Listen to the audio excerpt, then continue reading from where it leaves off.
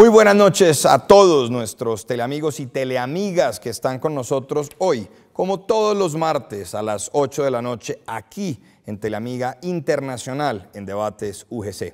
La vez pasada hablábamos de jóvenes y política en Colombia y hoy vamos a tratar un tema que es de la mayor relevancia y tiene que ver con el acceso a la educación superior y los graves problemas que hoy se enfrentan en materia de financiación, tanto de las universidades privadas como de las universidades públicas. A todos y todas desde ya los invito a que llamen en Bogotá al teléfono 287-8355. Cuando nos llamen y estemos al aire les pedimos el favor de que le bajen el volumen al televisor para que no haya interferencia con la llamada. También nos pueden escribir al WhatsApp 322-845-8232, escribirnos al correo debates@ugc.edu.co y seguirnos en redes sociales @la UGC Bogotá. Estamos en Instagram, Facebook y Twitter. Nos acompañan hoy nuestros siguientes invitados. En primer lugar, Vanessa Vallejo, analista política y económica, quien trabaja en el Panam Post y también en el programa de las mañanas en Radio Red, en la Hora de la Verdad. Vanessa, bienvenida a Debates UGC.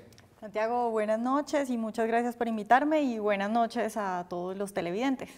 Muy bien, también nos acompaña Sergio Fernández. Sergio es politólogo e investigador, magíster en Derecho, era uno de los integrantes más aguerridos de la famosa MANE y lo vemos mucho en redes sociales y participando mucho en la toma de decisiones y en la política en Colombia. Sergio, bienvenido a Debates UGC. Santiago, muchas gracias por la invitación, un saludo para los oyentes y para mis compañeros de mesa.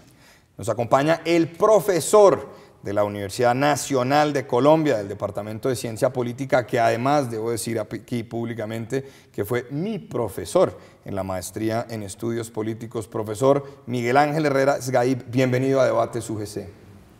Muchísimas gracias, Santiago. Es un placer, es un reto y gratísimo estar en compañía, por supuesto, del panel de esta noche. Y nos acompaña Daniel Cardona, decano encargado de la Facultad de Ciencias de la Educación y director de docencia de la Universidad La Gran Colombia. Daniel, bienvenido a Debates UGC. Muchas gracias, Santiago. Estoy muy contento de estar aquí y compartir con cada uno de ustedes este diálogo fraterno que tendremos. Bueno, vamos a empezar con el tema central de lo que yo quisiera traer a colación en la noche de hoy. Hace algunas semanas, la revista Semana publicó un artículo que formulaba una pregunta, dice: universidades imposibles de pagar, y en el reciente encuentro nacional de rectores de la Asociación Colombiana de Universidades, la ministra de Educación, la doctora Janet Gija, exponía los grandes avances que para el gobierno nacional en materia de educación superior se han hecho en Colombia, pero uno está viendo muchas críticas a los recursos que se le giran al ICETEX, ya van a superar el billón de pesos, y también han surgido diferentes artículos que cuestionan de alguna manera a las universidades públicas porque más del 90% de los recursos que reciben por parte del Estado pues van a gastos de funcionamiento. La pregunta con la que yo quisiera iniciar entonces es: ¿será que sí es posible garantizar que con la educación superior pública y la privada podamos mejorar en calidad, en cobertura, y que todo aquel que quiera estudiar en las universidades pueda hacerlo? ¿Será que tenemos que tener un modelo de educación gratuita estatal? ¿Podemos convivir los privados con los públicos? ¿Cómo ven ustedes este tema de las dificultades para el acceso con relación a la financiación de la educación superior? Vanessa. Bueno, yo creo que las leyes económicas se cumplen en cualquier parte y también en el mercado educativo, por ejemplo. A medida que aumenta la oferta y a medida que aumenta la competencia, los precios bajan. En ese sentido, lo que hay que hacer, por un lado, es empezar a hacer cosas para que la oferta aumente, es decir, no poner trabas a que se creen nuevas universidades. Pero además, un problema que tenemos en Colombia y es que fundamentalmente se subsidia la oferta y no la demanda. Y este sentido más hacia el problema de la calidad. Cuando uno subsidia la demanda, lo que hace es aumentar la calidad, porque le obliga a las universidades a competir. Pero cuando subsidias la oferta, simplemente le das a las universidades unos clientes que son como clientes cautivos. Y cuando uno tiene su cliente asegurado, pues simplemente no se esfuerza ni por bajar el precio ni por mejorar la calidad. Entonces yo creo que esos son los dos pilares fundamentales. Eso no iría hacia quitarle recursos a a la educación pública y a la gratuidad de la educación pública para orientarlos entonces a que los ciudadanos puedan optar por una especie de bonos y que escojan la universidad que quieran, privada o pública. Es más o menos la... Exactamente, un sistema de vouchers para la educación, que era lo que proponía Milton Friedman y que, ojo, es lo que se hace en los países nórdicos, por ejemplo, que mucha gente dice, los países nórdicos tienen educación gratuita. Sí, es educación gratuita, pero le dan el dinero al chico o a la familia, entonces él va y elige la educación, es decir, se va a las mejores universidades. ¿Eso qué quiere decir? Que las universidades y los colegios actúan casi como si estuvieran en libre mercado, es decir, una universidad que no recoge esos vouchers, no recoge ese dinero, quiebra. En cambio, lo que tenemos en Colombia son unas universidades públicas, unos colegios públicos que no importa los resultados, no importa que se esté cayendo el plantel, no importa nada, tienen el dinero. Sergio Fernández. Vanessa puso el debate donde es. El debate acá es si la educación es un derecho o no. Milton Friedman, que tanto le gusta a Vanessa y a los libertarios, negaba que la existencia de derechos económicos, sociales y culturales. Esa idea era inaceptable para él y para Hayek y para, digamos, la teoría neoliberal. Hay quienes sí defendemos la existencia de los derechos y de los derechos fundamentales, y entre esos la educación. ¿Y por qué la educación como un derecho fundamental, Santiago? Ese es el debate que hay acá de fondo. Porque Colombia es un país, es el segundo más desigual de América y el octavo más desigual del mundo. Y está probado hasta la saciedad que la educación es el principal vehículo de movilidad social en la sociedad. Es decir, permite que aquel que nació pobre no esté condenado a morir pobre. Y bueno, ¿y por qué nos interesa que los pobres no mueran pobres? Digamos, para plantear la pregunta, Vanessa. Porque en las calles de Bogotá hay jóvenes limpiando vidrios, en Nariño, en Buenaventura, en todas las ciudades de Colombia, hay jóvenes limpiando vidrios que probablemente si hubieran podido entrar a la educación tendrían la cura contra el cáncer en la cabeza, o serían los próximos premios Nobel de literatura, o quién sabe qué otras cosas podrían hacer si hubieran podido acceder a la educación. Es decir, la educación como un derecho garantiza no solamente que acabemos con la desigualdad, sino que acabando con la desigualdad salimos del subdesarrollo. La educación es una condición, por supuesto, no suficiente, pero sí necesaria para salir de la desigualdad. Pero ¿cómo viola ese derecho el hecho de que la persona pueda escoger la pública o la privada? El debate es cómo garantizamos que se garantice el derecho. La educación de alta calidad cuesta bastante. Así que claro, puede haber educación de alta calidad. Yo estuve en Harvard en el año 2012, pero si es privada, allá solo podrán acceder quienes puedan pagar matrículas de $56.000 o de 28 millones de pesos como en la Universidad de los Andes. Así que la única forma para que todos los hijos e hijas de Colombia, sin importar si son pobres o ricos, negros o blancos, hombres o mujeres, puedan entrar a la educación de alta calidad, es que el Estado financie la educación pública. ¿Por qué? Porque o si no tenemos una de dos opciones. La primera es que a la educación vayan aquellos que pueden pagarla, y entonces la educación no es un derecho sino un servicio, una mercancía a la que va aquel que puede pagar, y habrá, no como dice Vanessa, con mucha demanda, buena oferta, no, sino que habrá oferta de malísima calidad para aquel que no pueda pagar buena, habrá de mediana calidad para aquel que pueda pagar esa mediana calidad, y de buenísima calidad para aquel que la pueda pagar. Pero el mercado no regula eso, Sergio. Es decir, las empresas no pueden decir, por ejemplo, los egresados de las universidades no nos gustan, no los contratamos. Y entonces reproducimos la desigualdad. Claro, esa es una pregunta válida. Entonces, si el mercado va a regular la educación, entonces el modelo educativo reproducirá la desigualdad. La gran pregunta de fondo es, ¿queremos un modelo educativo que reproduzca la desigualdad o que le tuerza el pescuezo a la desigualdad y empecemos a construir un país menos desigual? Yo termino con esto, Santiago. Tenemos dos opciones. Una opción es, entonces, endeudemos a las familias con programas como Ser Pilo Paga, que no son becas, son créditos condonables. Endeudemos a las familias y que las familias vayan a las universidades privadas, y además no todas, porque hoy se nos va 1 billón de pesos en los pilos, que son apenas 40.000, el 1% de los estudiantes, o la opción que sí sirve, la aprobada, hablando de los países nórdicos, la que la UNESCO dice que es el mejor sistema de educación del mundo, el finlandés, que es financiar adecuadamente la educación pública gratuita y de alta calidad. Y en Colombia ya está más que probado que programas como esos vouchers a la demanda y financiación e incentivos a la demanda fracasaron. Hoy el Estado le da 28 millones de pesos por cada estudiante de la Universidad de los Andes a los jóvenes del programa Ser Pilo Paga, mientras que le da 11 millones de pesos a un estudiante de la Universidad Nacional. La mejor universidad de Colombia es la Universidad Nacional. Con un estudiante de Ser Pilo Paga financiaríamos 3 en la Universidad Nacional. Yo no quiero, Santiago, Vanessa, compañeros. O 10 en la Universidad de la Gran Colombia, le aclaro. Imagínense pues, o 10 en la Universidad Pedagógica. Yo les diría esto, yo no quiero para este país que los hijos de Chocó, de La Guajira, de Nariño, la única opción que tengan sea ganarse la lotería de ser pilo paga y venir a estudiar en los Andes. No, yo quiero que la Universidad Tecnológica del Chocó, la Universidad de Nariño, la Universidad Popular del Cesar, la Universidad del Pacífico sean tan buenas como los Andes y la Nacional, y eso solo se garantiza con financiación adecuada por parte del Estado. No hay otra fórmula. Daniel Cardona. Bueno, yo quisiera iniciar diciendo que Colombia es ante todo un país rural. Es decir, no estamos en Harvard, no es Finlandia. Colombia es un país rural. En el año 1991, la Constitución Política de Colombia ratifica la educación como un derecho social. Y por ser un derecho social y por ser un país rural, el país despliega una estrategia educativa alrededor de todo el territorio que demanda al menos 3 acciones. La primera es la de improvisar maestros. Eso en términos de pedagogía y docencia tiene unas connotaciones importantes, porque el país no tenía la capacidad instalada de unas mentes críticas científicas que pudieran sostener un modelo de educación superior. La segunda tuvo que ver con el tema de infraestructura. El país tuvo que asumir una enorme responsabilidad y también de improvisación de lugares de desarrollo en el territorio para la consolidación de una propuesta de educación superior.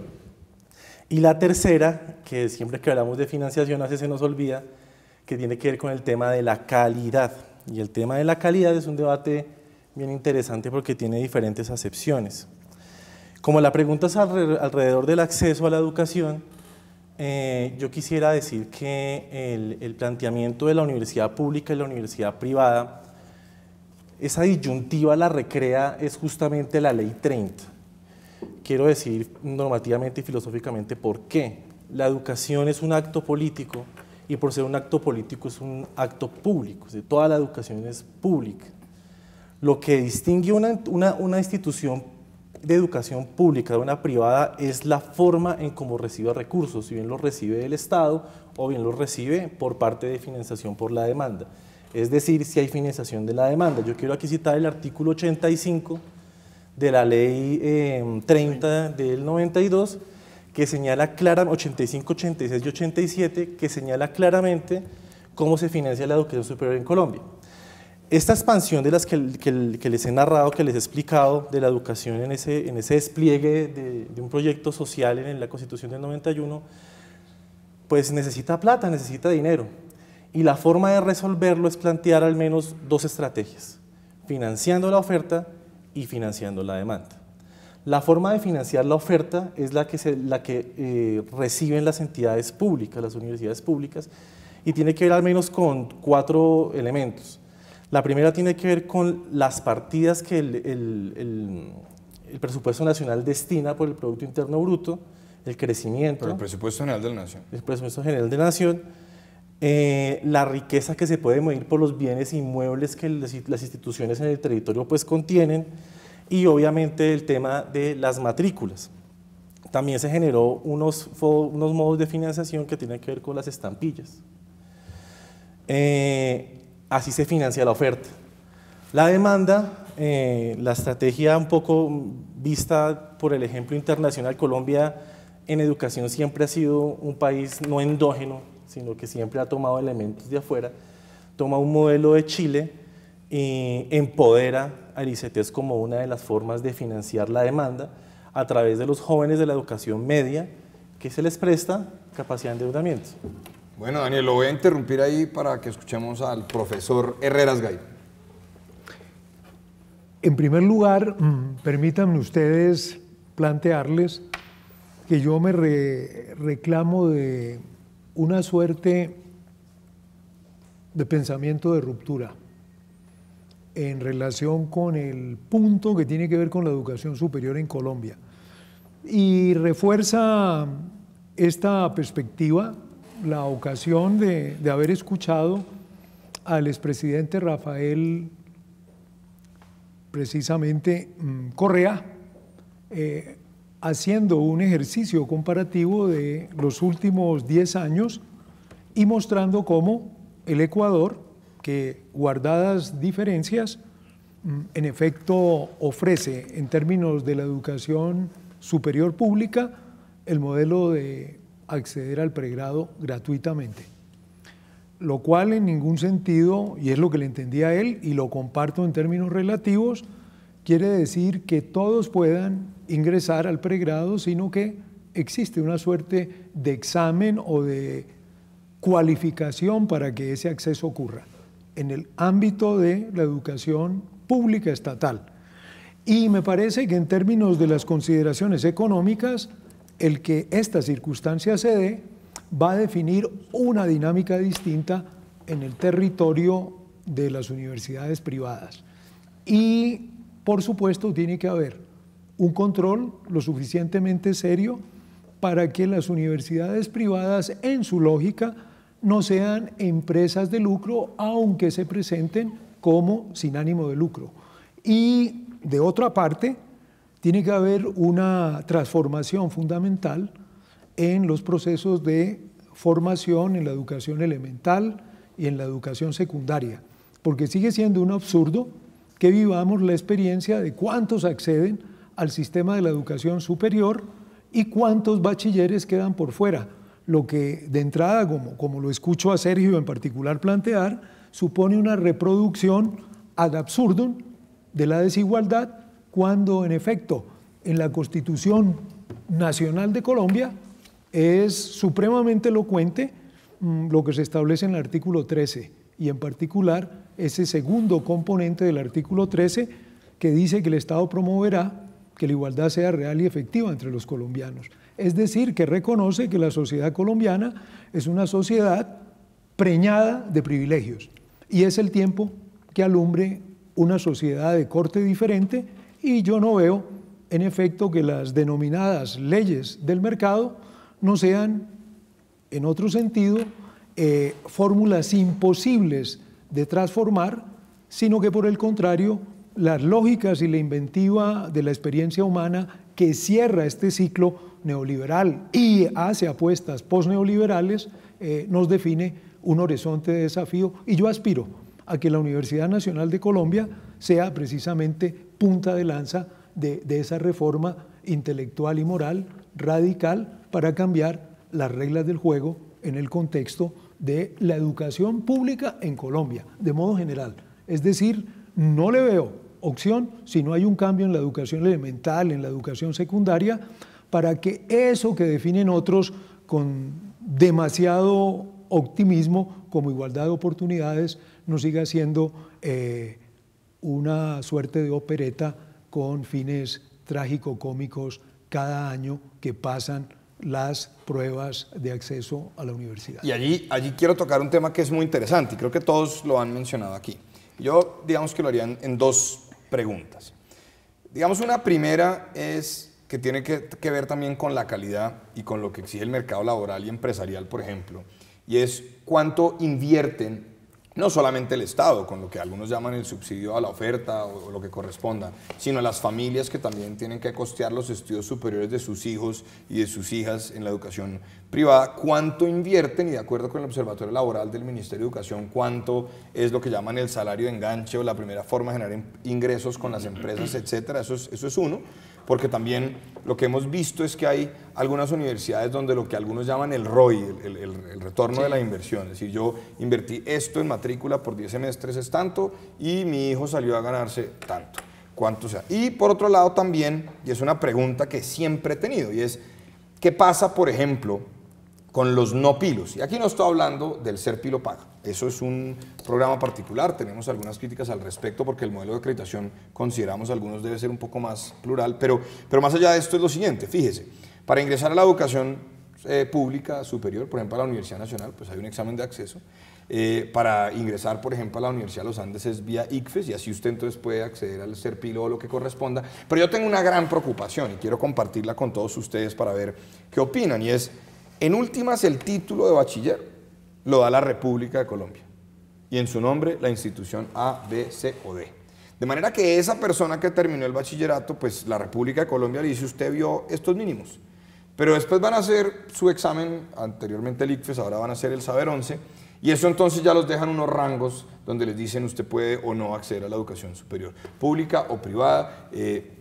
yo creo que la educación en general sí está bien regulada, toda es de calidad. Y recordemos una cosa, Sergio, usted que ahorita hablaba de la educación de calidad, que es costosa, sí, pero no se les olvide que la acreditación de alta calidad es voluntaria en la ley. Lo que pasa es que poco a poco se ha venido haciendo obligatoria con un único modelo muy criticado, por ejemplo, por el rector de la Universidad de los Andes, donde dice aquí tenemos que recordar que en los Estados Unidos solo el 6 o 7% de las universidades están concentradas en investigación, las demás son de formación y no por eso son malas. Quiero dejar esas dos preguntas. ¿Cuánto invierten? ¿Cuánto salen a ganarse?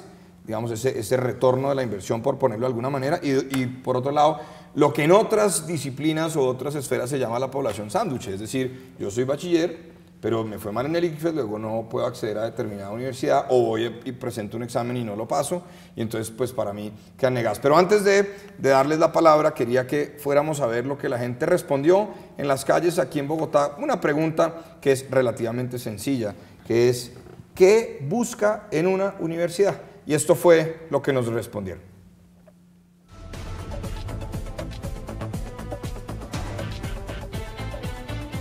Ante todo, pues la profesionalización, ¿no? Se supone que el sistema educativo debe estar acorde con un buen nivel profesional y no solo acá a nivel país, sino a nivel internacional para ser competitivos a nivel global.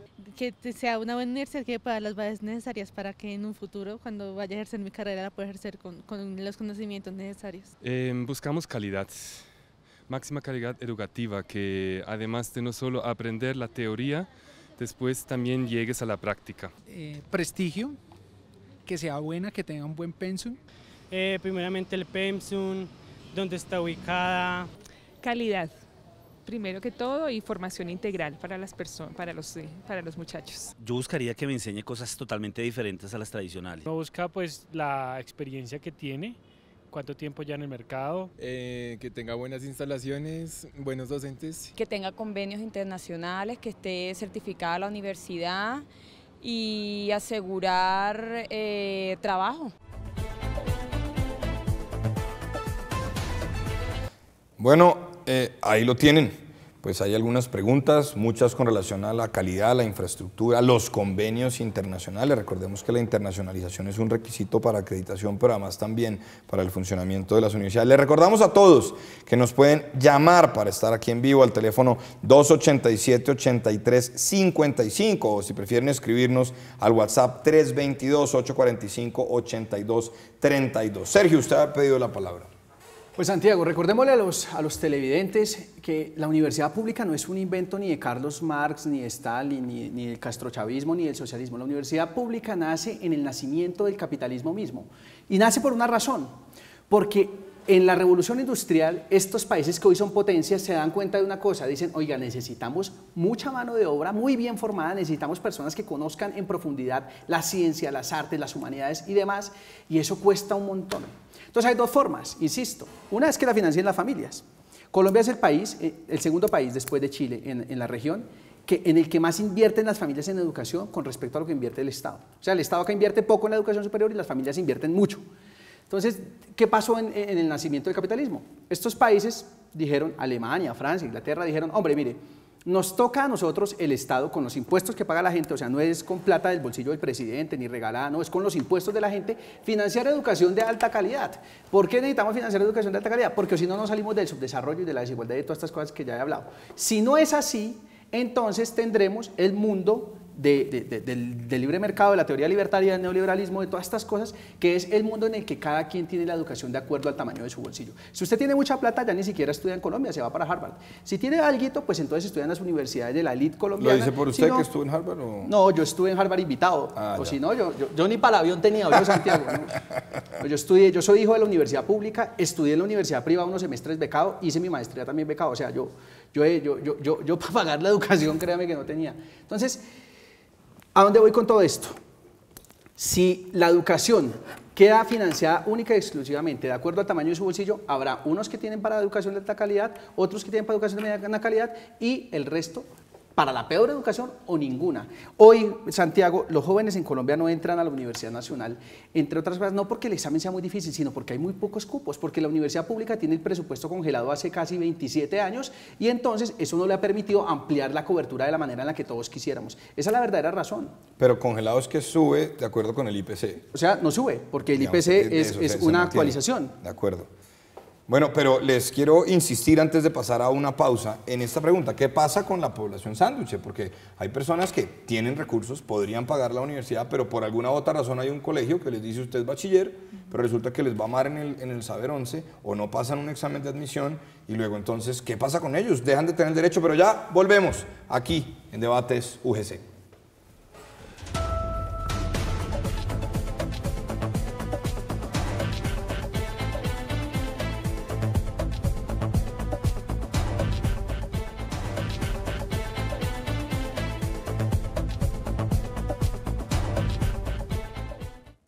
Bueno, estamos de regreso aquí en Debates UGC. Fuera del aire se venía armando un debate bien interesante. Y quiero preguntarles allá a todos los televidentes para que opinen en redes sociales y demás. ¿Usted prefiere para sus hijos o para usted la educación pública o la educación privada? ¿Y por qué? Piénsenlo. Pero bueno, Vanessa Vallejo. Bueno, varias cosas. Les quiero contar que según Serpilopag, 98.4% de los recursos van a las universidades privadas. ¿Eso qué quiere decir? Que la gente que tiene acceso a un subsidio, a la demanda, lo que hace es elegir las universidades privadas. ¿Por qué? Se preguntarán mucho si hay universidades públicas muy buenas, digamos, en el ranking académico. Bueno, hay otros factores como por ejemplo la empleabilidad, los contactos que usted puede hacer, la calidad de las instituciones y todos los recursos y todo eso. Ahora, les quiero contar porque muchos dicen, bueno, pero es que con lo que usted paga un estudiante en los Andes paga mucho en la Nacional. Sin embargo, eso no es cierto. Al Estado, un estudiante de la Nacional le cuesta 11.900.000 pesos. El semestre. El semestre. Y un estudiante de los Andes cuesta 12 millones. La 28 es, dice Serpilopag. La pregunta. 28 el año, 28 el año el y 11, sí, y 11. Estamos hablando por semestre. 11 el año en la Nacional. Es que los recursos a la Nacional se los dan al año, no al semestre. No, 11 no. por estudiante al año, sí, No, créeme. no. Y 28 no, créeme por estudiante. No, pero yo tengo los datos. Y te acabas de equivocar también. La doctora Janet Dija, ministra de Educación, dijo todo lo contrario a lo que tú has dicho. Dijo que la mayoría de los pilos se presentan a la Universidad Nacional y a la de Antioquia y no pasan el examen. O sea, no es cierto que ¿no son tan pilos a... o qué? No son tan pilos porque no pasan el examen. De manera que no van a la Universidad de los Andes, como buena parte de los estudiantes que están en la universidad privada en Colombia, no van a la universidad privada porque hayan querido, sino porque no pudieron pasar a la pública. ¿Y sabes por qué no pasan a la pública? Porque la pública no tiene la capacidad de ampliar la cobertura porque está desfinanciada. Y está desfinanciada porque los recursos que deberían ir a la universidad pero pública ahí los interrumpo para insistir en un privada. asunto, insisto en un tema. ¿Qué pasa con los que no son tan pilos y además no tienen plata? Porque eso que acaba de decir Sergio, pues me preocupa a mí aún más, porque entonces dice, aquí hay unas personas que tienen unos ICFES magníficos, se presentan a la pública, que tiene que tener un examen de admisión para limitar los cupos, porque pues no puede financiar más, eso está claro, y resulta que entonces, pues optan por la privada porque pues son pilos, pero no pasaron en la pública. Pero, y quiero agregarle un ingrediente a este asunto, y es, ojo, hay universidades populares, yo soy rector de una de ellas, donde las matrículas no llegan a costar 5 salarios mínimos y la empleabilidad está por encima del 90%. ¿Qué pasa? Pero bueno, profesor Miguel Ángel, usted está allá escuchando atentamente. Sí, yo pienso que son efectivamente muy importantes las observaciones hechas. En efecto, tiene que haber una solución por el hecho simple y llano que si se termina el bachillerato y se aspira a desarrollar la educación pública superior, tiene que haber un giro radical. Y ese giro radical tiene que ver en particular no con los 37 billones que fueron asignados para el presupuesto del 2018, sino que yo diría, como mínimo, hay que añadirle 11 billones a ese presupuesto que tienen que proceder del escenario del asignado al Ministerio de Defensa, que tiene todavía 31 billones, como si en efecto no estuviésemos haciendo un tránsito a la posguerra o al posconflicto en una realidad como la colombiana. Y me parece que tendría que estarse pensando en esa fórmula que Daniel muy claramente señalaba, de ese país rural que es Colombia, para tratar de resolver esa brecha en términos de la separación entre lo rural y lo urbano, pensando en enclaves universitarios del tipo de los que relativamente ensayó la propia experiencia ecuatoriana o otros procesos similares. Y en segundo término, nos toca agarrar el toro por los cuernos, sin que haya la necesidad de hacer inmediatamente la encuesta taurina, sino ir al fondo del asunto, que es la disposición presupuestal y la seriedad en términos del rigor y la preparación de los bachilleres. En ese sentido tiene que haber efectivamente un cuidado cabal en los procesos formativos, lo que supone también una revolución en la educación primaria y secundaria, porque es un hecho que hay una diferenciación, lo recordábamos de hace tiempo, esa fórmula de una ministra de Educación que hablaba de una clasificación al estilo de los hoteles, de primera, segunda, tercera, cuarta y quinta en términos de estrellas. Entonces, estrellarse frente a esa realidad supone hacer un inventario cabal del estado de la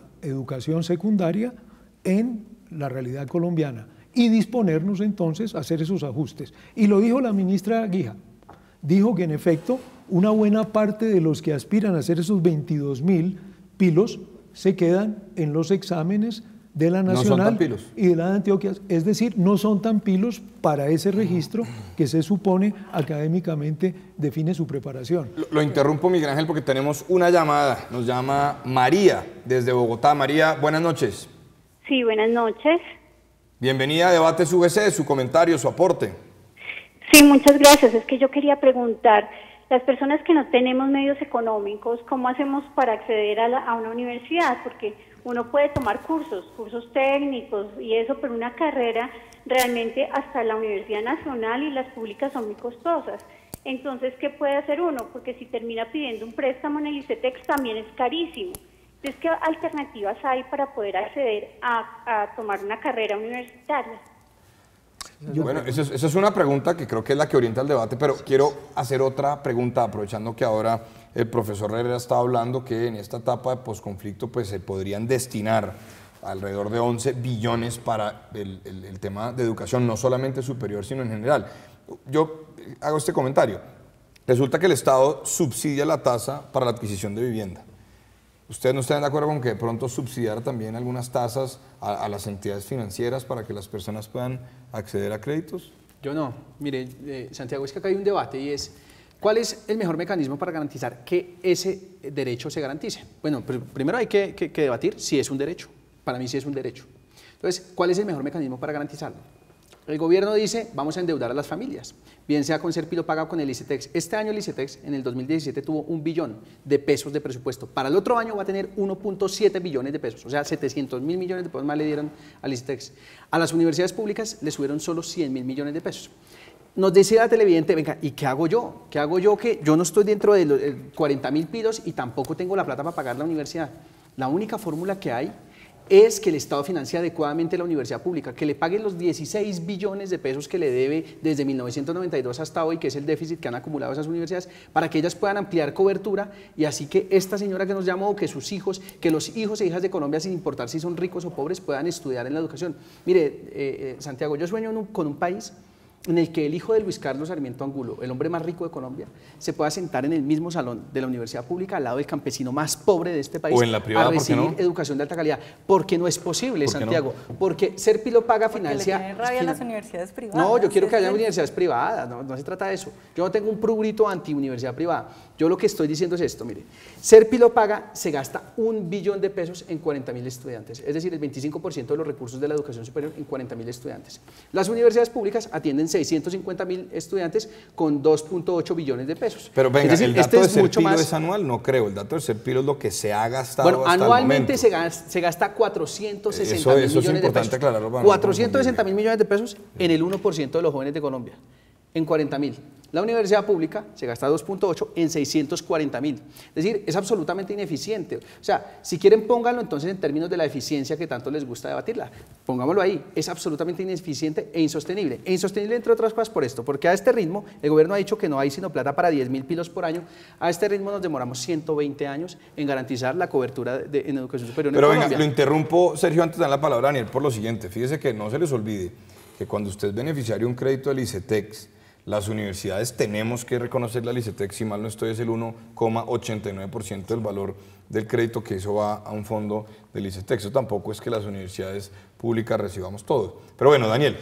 Bueno, yo quiero decir por qué considero que la educación privada es educación social, que una cosa no riñe con la otra. La Universidad de la Gran Colombia fue la primera universidad en Colombia y en la América que ofreció educación nocturna para jóvenes que trabajaban. La pregunta es, ¿qué pasa con los no pilos? Creo que va relacionado un poco con esto, porque creo que ahí queríamos como ahondar un poco. Pues la pregunta es un poco al contrario, ¿quiénes son los pilos? Los pilos en este país son todos aquellos que tienen la capacidad de resolver buenas pruebas y tener buenos resultados, sea para el ingreso a una universidad pública, o sea para las pruebas saber, las pruebas estandarizadas, y ese grupo poblacional tiene oportunidades. ¿Qué pasa con los que no? Los que no tienen la posibilidad de acceder a educación privada de buena calidad, que es el caso de la Universidad de la Gran Colombia. ¿De qué depende de que las personas puedan resolver buenas pruebas? Es decir, que puedan clasificarse como pilos. Pues hay muchas variables. La primera, buena educación. Y como usted decía, pues la buena educación cuesta. ¿Y por qué la buena educación cuesta? Pues porque los buenos maestros están cualificados. Y los maestros cualificados, pues cobran honorarios, cobran por su formación, cobran por su experiencia. Un modelo de educación gratuita debe considerar siempre eso, los que educan devengan un salario. También existe otra variable, que es la buena alimentación. Está comprobado por ciencia de la educación, por diferentes ciencias y saberes, que la buena alimentación tributa considerablemente al apreciamiento de los aprendizajes de los niños y las niñas. Y también tiene que ver con el uso del tiempo, el tiempo que el estudiante tiene para componer el aprendizaje que recibe en la escuela. Esa educación cuesta, y esa educación, afortunado o desafortunadamente, es privada. Lo interrumpo, tenemos llamada desde Zipaquirá. Juan, buenas noches, bienvenidos a Debates UGC. Buenas noches. Buenas noches. Tengo dos apreciaciones. Primero, creo yo que se debería separar un poco lo que es el pilo o el intelectual al que realmente es bueno para trabajar. ¿Qué es lo que pasa? En algunas universidades privadas, ¿por qué se ve como la afluencia de muchos estudiantes y no de pronto en algunas públicas? Porque realmente quieren trabajar, porque tienen de pronto las capacidades o tienen las necesidades, ya sea por familia o algo particular. Mientras que el intelectual puede que sí llegue a sobresalir, pero realmente a nivel laboral no va a poder obtener a veces muchas cosas. ¿A qué me refiero? Acá en Colombia, pues la educación es simplemente como un requisito, o vulgarmente dicho, tener el cartón, ¿sí? Entonces creo yo que la primera apreciación es como separar entre el pilo, entre el intelectual y el que realmente necesita o desea tener un título.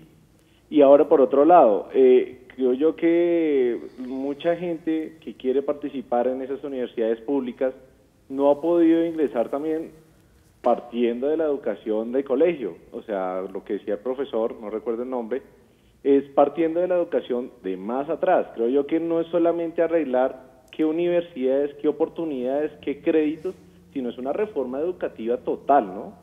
No es solamente tener una nacional en una gran cobertura, casi pues hasta en el Amazonas, sino sencillamente es tener una buena educación para que esos que no son pilos y no pasaron, sean pilos y pasen, ¿no? Es toda una reforma educativa. Muchas gracias. Muchas gracias, Juan. Antes de ir a la pausa, quería compartir con ustedes un asunto adicional. La crítica que le han hecho a la universidad pública es que los gastos de funcionamiento están llegando al 91% del total de presupuesto y que luego la inversión cae. Y, digamos, los que lideramos universidades privadas, pues tenemos que hacer unos modelos financieros de una planeación y tenemos que buscar la manera de no subir en demasía las matrículas para no dejar de ser universidades populares. Es, por ejemplo, el caso nuestro. Les pongo un ejemplo para que lo discutamos ahorita después de la pausa. Las universidades públicas se rigen los salarios de los profesores, y mal no estoy, por el decreto 279, en un sistema de puntos. El punto este año quedó en 12.939 pesos y de acuerdo con producción académica va creciendo y demás, y esa nómina ha crecido, por supuesto la calidad también y los resultados están allí, pero digamos una universidad privada no tiene, digamos, esos recursos que ofrece el gobierno directamente, aunque por ejemplo en el caso de la Universidad de la Gran Colombia los salarios están en salarios mínimos y sube lo que corresponde al salario mínimo. Pero bueno, ya volvemos aquí a Debates UGC.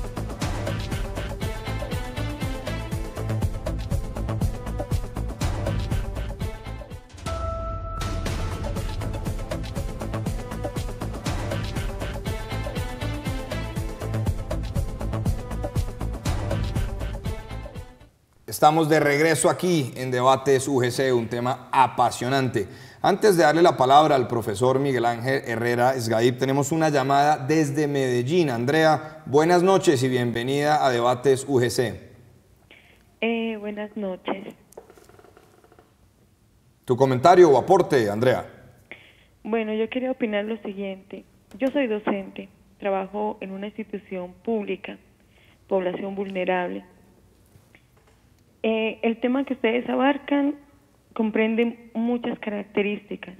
Primero, en un bachillerato, el sistema y todas las reformas que han hecho la educación ha generado que el nivel baje. O sea, nosotros como docentes a veces nos cuestionamos muchas cosas. A nosotros o a los estudiantes los evalúan con unas pruebas de modelos extranjeros, cuya cultura durante muchos años, durante muchas décadas, ha contribuido o se ha ido estudiando para que esos estudiantes de esos lugares vienen con un proceso.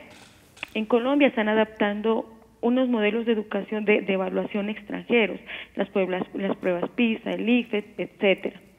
¿Qué pasa al ser evaluados? A muchos de nuestros estudiantes les va mal. No pueden aspirar a un buen puntaje e ingresar a una universidad pública. ¿Qué pasa con estas poblaciones? Por la parte económica no pueden seguir estudiando. Los que tienen suerte se pueden ir a una universidad pública.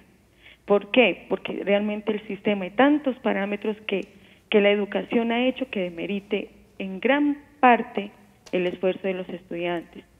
Ahora, la educación es pública, eso es falso. Porque realmente si una persona quiere progresar es con una formación profesional. ¿Y dónde lo consiguen eso? En las universidades. Muchas gracias, Andrea. Te voy a interrumpir. Muchas gracias por participar. Tenemos otra llamada ya mismo de Laura en Bogotá. Tomamos atenta nota de tu comentario, Andrea. Laura, desde Bogotá, bienvenida a Debates UGC. Buenas noches. Laura. Hola. Bienvenida a Debates UGC. Buenas noches. Su comentario o aporte, Laura. Aló. Aló, Laura, ¿nos escucha?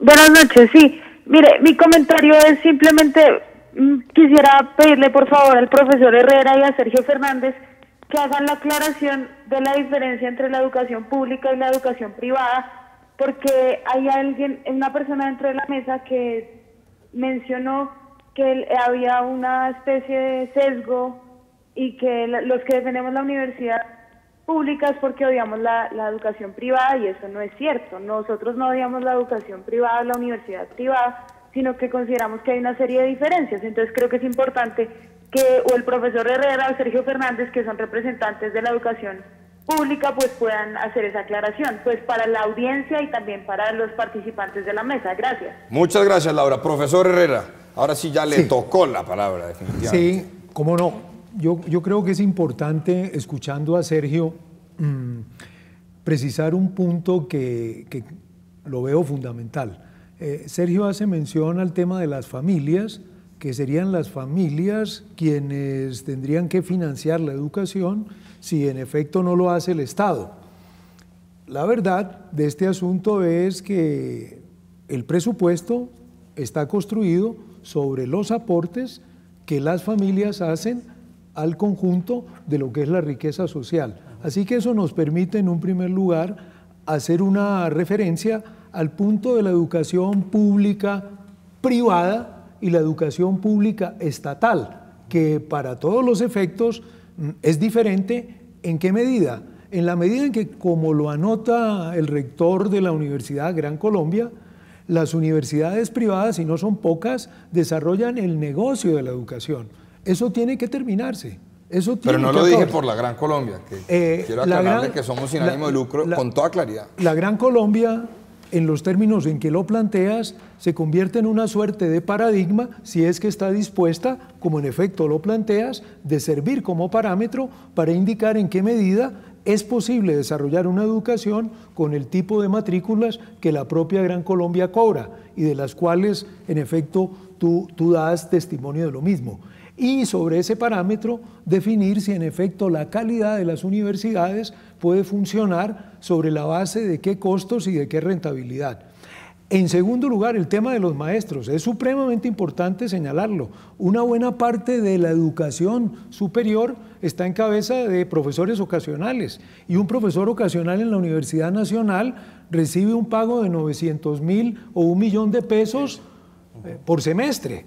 Así que ¿cuál es la realidad de este proceso? Como lo dice un colega mío, es un proceso de producción de plusvalía en términos relativos o absolutos sobre la base de la condición del propio profesorado. Pero indudablemente tiene que haber unos criterios que definan qué quiere decirse con eficacia y eficiencia en términos de qué tipo de estudiantes se forman y qué tipo de profesores tenemos.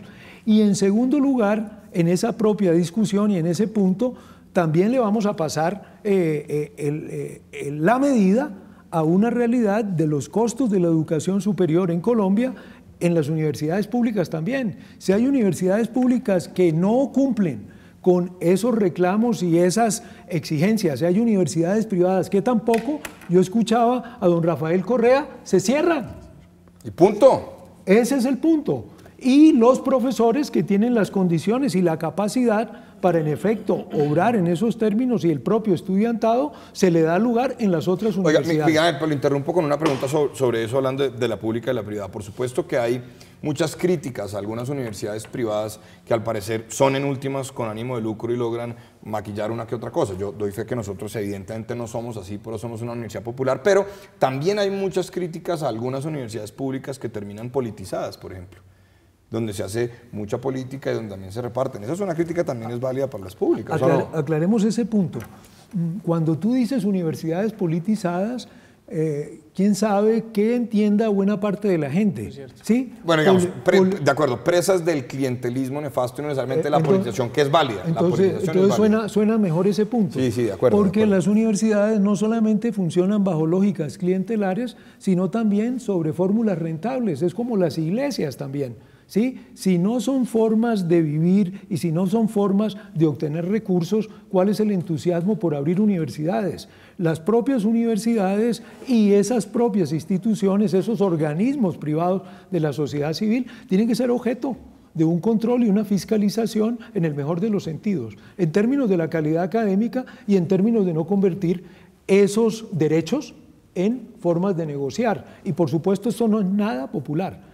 En el otro punto está también la calidad administrativa y gerencial de esos procesos. No hay ninguna razón ni ningún motivo para que las universidades públicas no tengan los mejores administradores y los mejores gobernantes. Pero para eso se requiere democratizar la universidad pública. Es que desde 1971 se hizo la experiencia del cogobierno en la Universidad Colombiana y en particular en la Nacional. No duró sino 3 meses y se cerró porque hay un terror, un pánico a las propuestas de carácter democrático. Es decir, la idea de que hay minoría de edad en la propia comunidad universitaria y que no es capaz de desarrollar procesos de autonomía. Así que ese es un punto, mi estimado Santiago, que es fundamental que las universidades públicas lo asuman, porque esa es la realidad de ni más ni menos que 1918 en Córdoba. Es decir, que vamos a cumplir 100 años resistiendo a una inquietud que Vanessa plantea muy bien.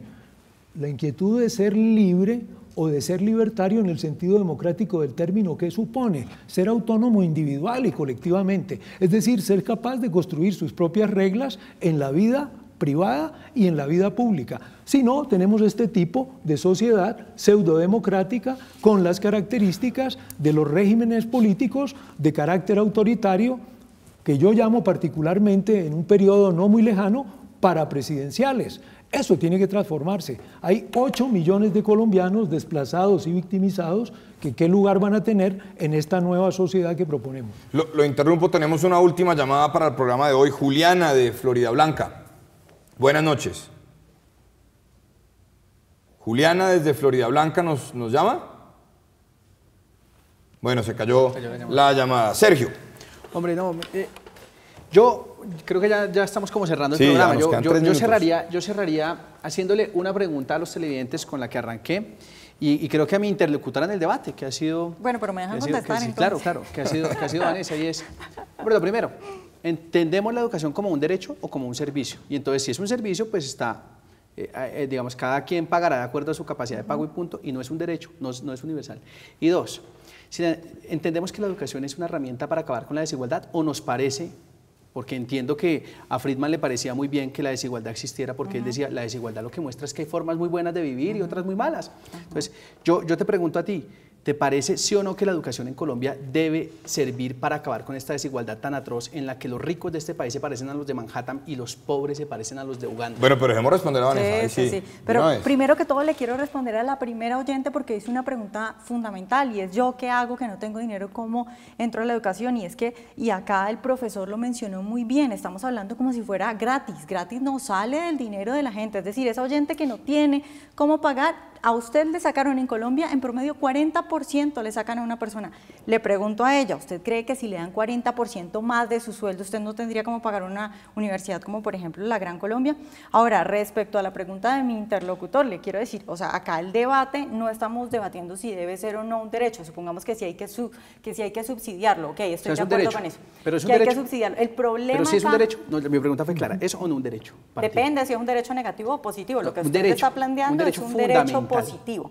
Pero dejemos terminar a Vanessa, Sergio, porque... Pero no me esquives la pregunta. Bueno, Vanessa. Claro, porque el punto es, está bien, ustedes quieren subsidiar, subsidiemos. Ahora, el punto es que no sé por qué mi interlocutor se empeña en que no puede ser un subsidio a la demanda, sino que tiene que ser porque es ineficiente. Por eso es que le dije que él odiaba a las universidades privadas, porque a pesar de los resultados geniales de muchas universidades privadas como las que tú decías ahora, él sigue diciendo no, subsidio a la demanda, no. Porque es a la oyente, no yo no creo que todos odien a las universidades privadas. Yo no colectivizo. Él por pero lo mira, que dijo. Tú esquivaste mi pregunta. Para ti la educación no es un derecho. Listo, quedó claro hoy. No es un derecho fundamental. Bueno, pero los voy a interrumpir a los dos. Buenísimo el debate. Me va a tocar volverlos a invitar. Lástima que seas libertaria vergonzante. Consideraciones finales en debate UC. Daniel Cardona, tenemos un minuto antes de terminar. Una consideración final que quisiera aportar es que los grandes retos de la educación superior en Colombia están relacionados con la inclusión del sector rural, de atender las necesidades de ese país. Muchas gracias, Daniel. Profesor Herrera, pocos segundos para despedirnos. Sí, hablar de subsidios es muy importante porque sencillamente conviene recordarlo, la riqueza social la producen todos los colombianos. Así que, ¿por qué no? Se puede plantear la fórmula de la asignación universal mínima, de tal manera que el conjunto de la sociedad colombiana participe de esa riqueza que se construye, pero tiene que haber una definición de en qué medida eso que estamos señalando permite el acceso a una educación en realidad de calidad desde la primaria hasta el recorrido que cada quien esté dispuesto a hacer, porque también hay personas que no tienen interés en cursar la educación superior. Y es válido. Y es válido, pero tiene que haber las opciones y la posibilidad que esas personas puedan, en efecto, desarrollar una actividad productiva y desplegar todas sus posibilidades que en efecto son múltiples. Así que yo dejaría también esa inquietud, que no es ninguna novedad, pero que es importante. Asignación universal mínima para el conjunto de la sociedad colombiana en consideración a la riqueza que Colombia produce en los términos que se registra cada vez que el año termina. Bueno, muchísimas gracias a todos nuestros teleamigos, a los invitados, a Sergio, a Daniel, a Miguel Ángel, a Vanessa. Como se podrán dar cuenta, es un tema que requiere muchas más horas y horas de debate y de discusión. Nosotros, en la Universidad de la Gran Colombia, una universidad privada popular, estamos convencidos de que la educación superior, como lo dijo nuestro fundador, Julio César García Valencia, es la salida, es la alternativa para superar esa gran brecha social que hoy agobia a un país como Colombia. Nosotros nos vemos aquí el próximo martes a las 8 p.m. con otro tema muy interesante. Vamos a hablar de pensiones y sistema de seguridad social aquí en Debates UGC. Invocamos siempre la protección de Dios y de la Santísima Virgen María y nos vemos en 8 días aquí en Debates UGC.